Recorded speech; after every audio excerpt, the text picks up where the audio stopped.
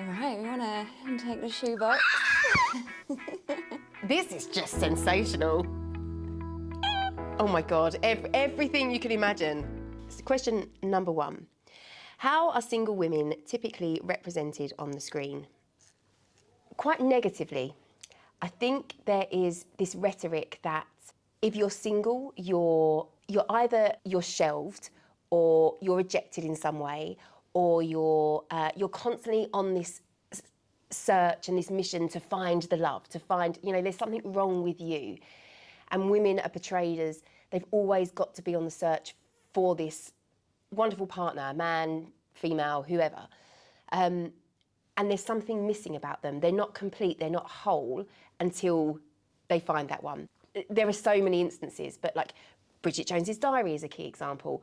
Like Monica in Friends, the very first episode, she was like constantly on the hunt for a perfect partner. And that message is woven into the fabric of society.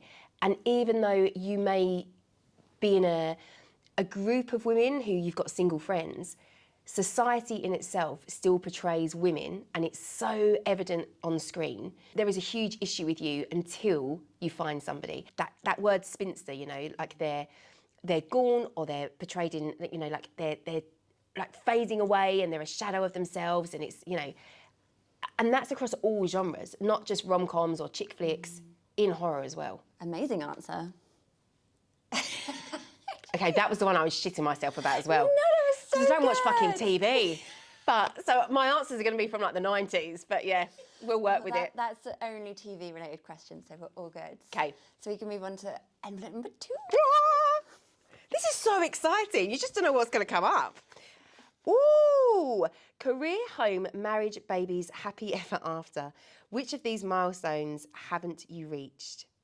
I have done the first 3. I have not had a baby. The happy ever after is a real touching point. It's just it's a sticky point for me. So I'm really proud to say that I have worked really hard in my career, and I have a really successful career, and it spans over many different industries, and I've curated a life for myself that brings me joy. It doesn't bring me great money, but it brings me joy. And I feel so grateful and appreciative of the opportunities I've had and the courage I've had to take those opportunities. And if I look back, it's women who have helped me get those opportunities. It's the amazing female leadership that has encouraged me and supported me and driven me forward. So a career that is varied and colourful is something I'm really proud to say I've got. Marriage, I have been married. I was married to a woman. It was a successful marriage until it wasn't a successful marriage, and it ended in divorce. Interestingly, when I look back now, I thought I was incredibly happy in that marriage. And compared to my life now, having been single and then engaged and then married and then now single again, I wasn't happy back then. And it wasn't until I found comfort in finding out more about myself and being comfortable with being on my own in my 30s that I look back and I thought, wow, imagine if I had stayed in that marriage and never known what life on my own would have been like. So I don't regret it at all. I'd do it again because I love, my ex-wife, and I wouldn't have ever entered marriage if I didn't think it was going to be for the long term. And it was a commitment that I was dedicated to. But my God, like when it ended, and it ended because she had met somebody else, my world came crashing down, and I was a shadow of myself. I shrunk into such a small, tiny version of myself. But from that, rebuilt and got to choose the parts of me and got to choose how I piece myself together again and what that looks like. And that was horrendous at the time, but I look back and it was the most liberating thing that could have happened. Out of complete darkness came this just surge of light into my life. And that's what being single has been for the past 4 years. Yes! Okay. I could be here all day talking these through. I'm so sorry. Cut me off if you need to. Okay. What words come to mind when you think of spinster? Whoa. That's so, I was listening to a podcast maybe 2 years ago. I love the word hag. I think we should reclaim it just because, it has such a bad rap. But spinster, I was really interested in like the etymology, and it was women who, you know, that society was scared of. Their job was to spin, and they were living on their own. They were like the mad cat lady, the person that society pushes out to the sides. And actually, I quite like the word spinster now. Again, it's that kind of, I'm going to fucking reclaim it from the patriarchy. They don't deserve that word. We will show them what a spinster is, and we will show them what it looks like, and re-own that word for ourselves. But it's had such negative connotations throughout history, and there are so many of my ancestors who I just want to say to them, I'm so sorry that you had to experience that. I imagine many of them were really fucking blissfully happy. Well, you're going to love the next envelope. Well done! We're at number 4 already. This is zooming by. Okay. Yeah, so much Okay. Oh my God! A spinster was a woman who spun wool for a living. This financial independence meant she didn't need to marry. Spinster later became an insult for women who were past it or left on the shelf. There is nothing left on the shelf or past it about a financially independent woman. This has come because historically, women who are independent were seen as a threat. You know, society didn't want them. They wanted them in the homes. They weren't working, so they didn't have their own incomes. They could be dependent on a man. And a spinster was like, fuck all of that. I'm going to earn money for myself.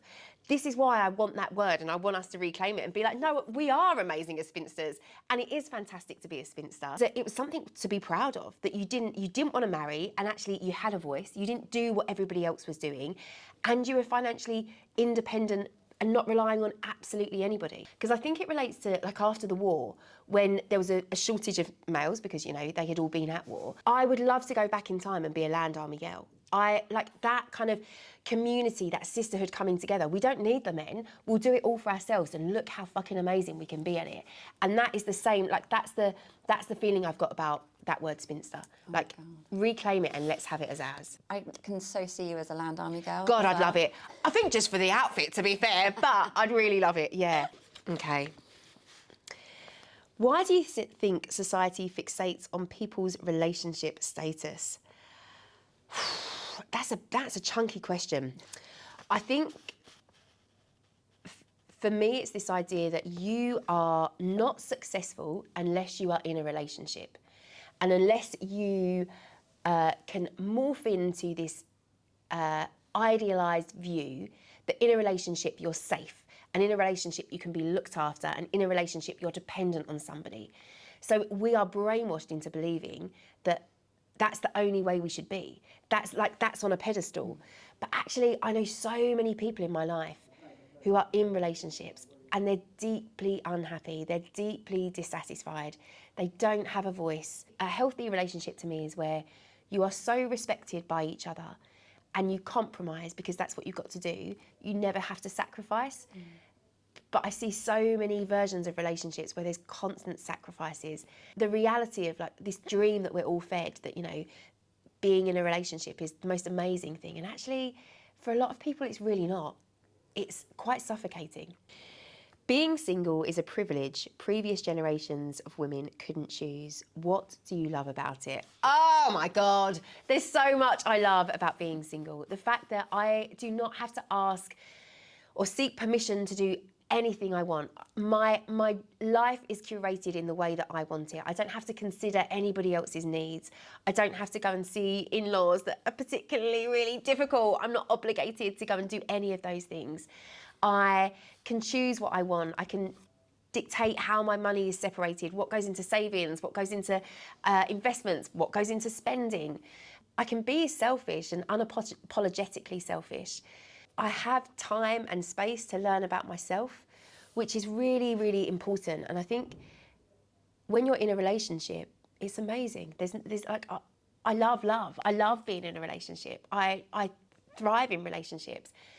I thrive and grow and bloom when I'm single because I've got that time to spend on myself. I've got that time to reflect about myself. I've got that time to learn about who I am and how do I see the world, and do I need to make the changes that I want to make, not for anybody else, but for me. And I get to see my girlfriends whenever I want to. I get to see all of my male friends whenever I want to. I get to go on holiday when I want to. I don't have to like worry about syncing up my holidays and my annual leaves with somebody else. And I'm in control. I'm really in control. Yeah, so freeing. Okay, next question. Swan. Question number 7. Okay. Nothing is perfect. So what's hard about being so independent? Thank you so much for including that, because being single is wonderful, but there is also a shadow side of it. I think I can come across as fiercely independent at times, and I think that can sometimes create a barrier between you and somebody that you're looking to get into a relationship with. There's a fierceness to you doing things on your own because you're so used to doing things on your own, and you don't ever want to rely on anybody else. So when you're single, you have to have this hard exterior shell because there is nobody else to fall back on. And I wouldn't say I'm lonely, but there's things I really miss about being in a couple. So the hard things are coming home and somebody being so invested in your day and getting to share that with somebody. You know, like you might be at a party and somebody might come up to you and say something, and like that partner looks across the room and they just know by the look on your face that you want to fucking kill that person in front of you. Having coffee and tea in bed in the morning and like planning together. I love being part of a team, and I think the hardest thing for me about being single is not having your teammate beside you to plan, to dream. And I'm a doer, but it doesn't even need to be doing. Do you know, like those nights where you sit there with a bottle of red wine and you get lost in like the dreaming and the planning, and then you think, oh, we could do this, and then we could do this, and we could do this. And you're so immersed in it. Like that, I love that. And I really miss not being able to have that. Building together, learning about each other together, and then growing together. Like, there's something so beautiful about that synergy when you have that person that you can do it with. There's so much room for you to grow on your own when you're single. But when you're in a relationship, there's a mirror that's held up against you, and there's only a certain amount of growth you can do on your own. In a relationship, you get that mirror held up and you're like, oh, fucking hell, that's not something I like about myself. I'm going to have to really work on that. But when you're single, you don't have that mirror because you've not got anybody who's so intimately in your space or pushing your buttons. So actually, I miss that element of having that reflection back and being like, oh, I thought I had dealt with that. No, it's still coming to bite me on the arse. That's the lonely side of it, the more painful side of it, yeah. Do you want to tell us a bit about your new living situation? I'd love to tell you about my new living situation. So, I was married and then got divorced, and I had a beautiful house with a garden, and we had plans to start a family, and that didn't work out.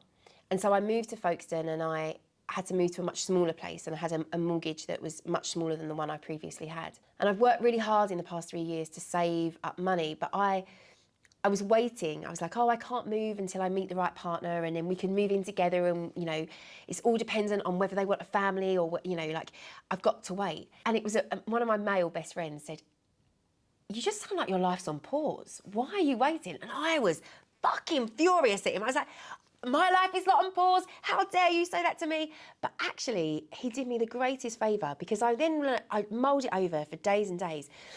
And I sat there and I thought, he's so right. I am waiting for this, like, person that doesn't even exist.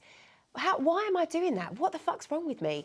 So I saved and saved and saved, and I managed to find a house that I could move into, but it's a full house renovation. The only way I could make it work was by having a lodger move in to like help with the cost of the mortgage. One of my best friends, Katie, was in quite a difficult living situation.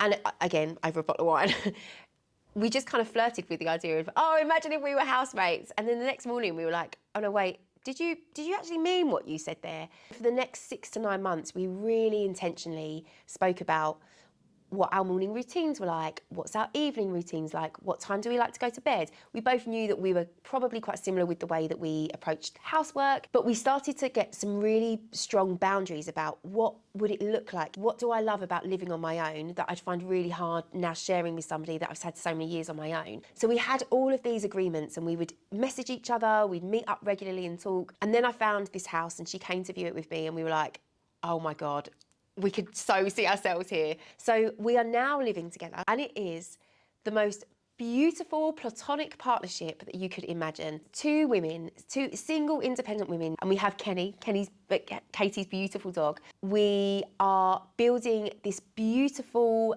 family home that is so unique in the sense that we are so invested in nesting, we're so invested in making it something that we're so proud of to come home to every night. We each live our separate lives, but just being able to come home and somebody saying to you, how was your day today? Yesterday morning, I was up earlier than she was. Well, I'm always up earlier than she is, but like I was up earlier and she was kind of still in bed, and I took her like a cup of coffee and like a biscuit, and she was like, oh my God, it's been like 3 years since anyone's done this for me. And the joy that I got from being able to do that. And then we like sat on her bed like we were like having a sleepover and just had a chat. And as a woman living on her own, it's so fucking expensive. That single pink tax is disgusting. Female projects are so much more expensive for women. Being on your own is, there's a single supplement you have to pay for absolutely everything. So it just made perfect sense for us to kind of create this new way of being. And it confuses people. I'm pansexual, so I think lots of people think, including Katie's mum, who's adamant that we are in a relationship, it confuses people in the sense that, oh, are they together? Like, because Kat's like a lesbian, and like, I'm like, no, I'm pansexual. There's quite a big difference. It's this two friends, two single women can come together and can be so formidable and strong. And I tell you what is amazing. We have done so much on our own and not relied on a male to be around. We just watched YouTube. Like, we didn't need a man to come and tell us what to do. We did it ourselves. I'd love to end up communally living. So having like a commune where I live with friends. It's intergenerational, because I know that if we're all the same age, then none of us are going to be able to do anything for each other when we're 80. So we need younger generations in there. But this is, for me, is like the first step towards that, in terms of being unconventional with the way you're doing things and showing that it absolutely can work. And it's harmonious and it's beneficial. And of course there are times when we piss each other off, but it is, I would love to see more women do it, and having the courage to do it, and saying, fuck what we've been told. If we want to do something, we can do it together. Absolutely, we can. Oh my God, I love Thanks that for story. asking about that. Oh my gosh, of course. It was so linked to what you've previously said. I was like, I have to ask. Okay. Pick one. The perfect partner, or I don't even need to finish that. 100% my best friends every single time. I really I've struggled all of my life to feel loved. It's one of the most deepest seated fears I have, that I am unlovable. And it has taken decades of counselling and many, many different modalities of working on myself. And I think many failed relationships, a failed marriage, there is this constant message that you are unlovable. But my sisterhood of friends that I have collectively had over many, many years, but most prominent, I think, after the divorce and then starting afresh in Folkestone, is this amazing sisterhood. And I've never felt so loved in all of my life by so many phenomenal women who I often just think, how the fuck am I friends with this person? Like, they are a goddess, absolutely sensational. No partner can ever do what a sisterhood does for you. And the most beautiful thing about the sisterhood is that it's so wide and it's so varying. And I don't mean in numbers, I mean in what that sisterhood pours into your friendship. A partner, for me, there's no such thing as a perfect partner, because they can't be all of the things you need them to be. But a sisterhood can. A sisterhood can be that late night chat. It can be that friend that just makes you belly laugh. It can be that person that you go dancing with. It can be that person where you can just sit in silence and read a book together. You've got all of that. A partner can never be all of those things. And so every day it would always be best friends. I love these questions, by the way. They're just fabulous. Thinking of your best and closest friends, how do they make you feel loved? Oh my God, I'll be here all day. They just know me inside out. To the sending me a message when they see something that they think of me, and they're just like, oh, I just thought of this and it reminded me of you. To like seeing an outfit and being like, this is so you in an outfit. To knowing when I've got a really important, significant event going on or something's happening in my life and I'm shockingly bad at talking about myself, but they will always make the time to message. They'll always say, like, can we meet up for coffee? Have you got time for a wine? Like, let's go and chat about it. And they always turn that attention back to me. The small things, like they might leave me like a little parcel of flowers on the doorstep. They may find like an event and be like, this is amazing, let's go together, let's do this together. From their incredibly thoughtful gifting to the fact that they invite me and they include me in absolutely everything. When they seek my advice on things, it's one of the greatest gifts that somebody entrusts you to be able to do that. To supporting me in things that I'm running and showing up. And I know they don't give a fucking shit about anything that I'm doing, but they're there as a friend to support me through and through. To just looking at me and knowing instantly, oh, like your sparkle's gone a bit. Is everything okay? Or, you know, like you're not wearing what you normally wear, or you just sound a bit flat. Like what's going on? And if they've not heard from you in a little while, checking in and dropping a message, or sending you like a song comes on and they think of you and they're like, oh my God, do you remember when we like danced on stage and were ridiculous? To inviting you to go on holiday, like all of those things, like incremental, tiny, and I think it's probably the smallest of things that just make me so like, it's like a tidal wave of love when it's your sisterhood, and it's just the most uplifting, empowering feeling. Imagine you are 80 years old and still single. Describe a day in your life. Oh, I actually think this could be so true. So here we go. I would, I'd still be doing a lot of what I'm doing now. I would get up still really early and do my morning routine. So that's my yoga, my meditation, my dancing, kind of my universal prayers, and I'd still go on my morning walk and I'd still see the beautiful people. It would be by the sea. So I may have a dip, I may not, I probably would. And by then I wouldn't give an absolute fuck. So I'd just go naked. I'd just go skinny dipping, because that's, you know, that's what I do as an 80-year-old. And then I think my day would be peppered with the most beautiful things. So it's a gorgeous sunny day. I'm in beautiful, lovely linens. I'm feeling just light, and I meet friends for breakfast, and we're on a beautiful sun terrace, and then maybe we go to a gallery and we see like a beautiful art exhibition somewhere, mainly with photography, because that's my favourite kind of art. Probably a little bit of time on my own and just really enjoying like the world go by, and just watching different people kind of, and different generations, and not feeling old at all. Like, I don't imagine I'll feel like an 80-year-old whatsoever. And then I think I might have a rule. Like my gran, she's like the most amazing role model. So my gran Brown, her name was Jeannie Brown, and she went dancing twice a day, like 6 days a week. She couldn't read or write, but she taught herself to read and write. She went swimming like once a week to the swimming baths, but she couldn't swim, so she just sat in the jacuzzi. Like, that is woman independent goals. But she had a toy boy so she died when she was 94, and she was in her 80s when she met him, and he was like 62. And he only found out her age at her funeral, and she would have been livid that he found out her age. So dancing would absolutely feature, music would feature, and then in the evening, like going out for a beautiful dinner, like super, super lovely food, and you know, money isn't an issue, so I can treat myself, and there'll always be like a bottle of champagne there because you're 80, so why not? But you know, being able to dress up and putting on red lippy and like having beautiful earrings, and just, and feeling really proud, proud that I've got to 80 and I've accomplished a lot. And I've got to this point where I just get to choose what it is that I want to do. And I hope that I'd still be really engaged with the community. So I hope that at 80, they would still want me around, and you know, I'd learn from them and they'd learn from me. And yeah, so that would still feature heavily. And I don't know how that would look as a community venture when I'm in my 80s, but that definitely is. I'd be really sad if that wasn't the case. It's very good quality paper, this. What gets complicated about friendship as you grow older? Instantly, I kind of thought nothing. I think my friendships are so much stronger than they ever have been. But then when I think about it, when you have friends from university, and you have friends from school, and you have friends from different work, and there is an age that's like early 20s to like early 30s, and it's this window of everybody's meeting and they're getting married and they're having a family.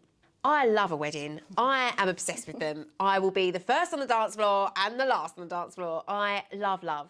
And I'm so happy when I'm at that wedding. I'm just brimming with joy and love and exuding in the, because you just bathe in the couple's love for each other, and I love that. But there is always this tinged element when you're single that, you know, you've got like, oh, where do we put Kat? You know, she's on her own. What table do we put her on? Like, oh, you'll really get on with these people. It's kind of like, it's a bit pitying. Don't pity me. Like, I'm gonna have the best fucking time at this wedding. And you're there to celebrate love. So relationships are all around. So going to many, many different weddings. And I think the hardest thing about friendship growing older is that the majority of my friends outside of Folkestone, they all have children. And I love children. When I was younger, I always imagined having a huge family, and I've been a primary school teacher. They bring me so much joy. Being a primary school teacher was the greatest job I ever had. And so I've always imagined that children would be in my life. What kind of gets hard the older you get, being single and not having that, is that your friendships really change, because those women have to become family orientated. And so for lots of the conversations, you spend talking about their children, because that's their world, and you absolutely get it. And you might go and stay with friends, and it's amazing to like be enveloped into their family life, but you're always on the periphery. And particularly at a stage in life that I am now, my biological clock is ticking on by quite quickly. And I'm quite envious of the amazing women in my life who are so adamant that they don't want children, because I'm still on the fence about it. I probably won't have my own biological children because I want to meet a partner and make sure that that's the right. I don't want to do it on my own. Solo parenting is not for me. I know amazing women that do it, but it's not for me. But your friendships naturally change because of the dynamics that you're not part of. So it's like a club that you're not really involved in. Mm-hmm. And you kind of can have like a, you know, a bit like the gym, you can have a guest pass, but that's it really. And then you need to be part of the club, but you're not really part of the club. And no woman has ever said that to me, but that's the tricky bit. What would you say to your 18-year-old self to inspire them for the future? Ooh, this is, 18 was a really difficult age for me.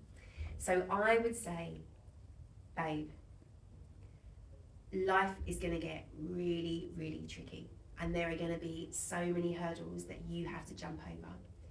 And there are going to be times when you feel like the best option is to not be here anymore.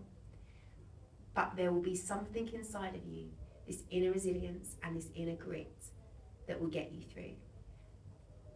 And when you least expect it, you are going to be so unbelievably happy with your life.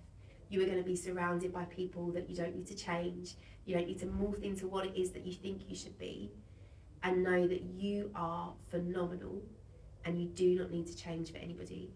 And there will be really good people who see the best in you and they make it shine, and you will be really proud one day to be in the skin that you're in.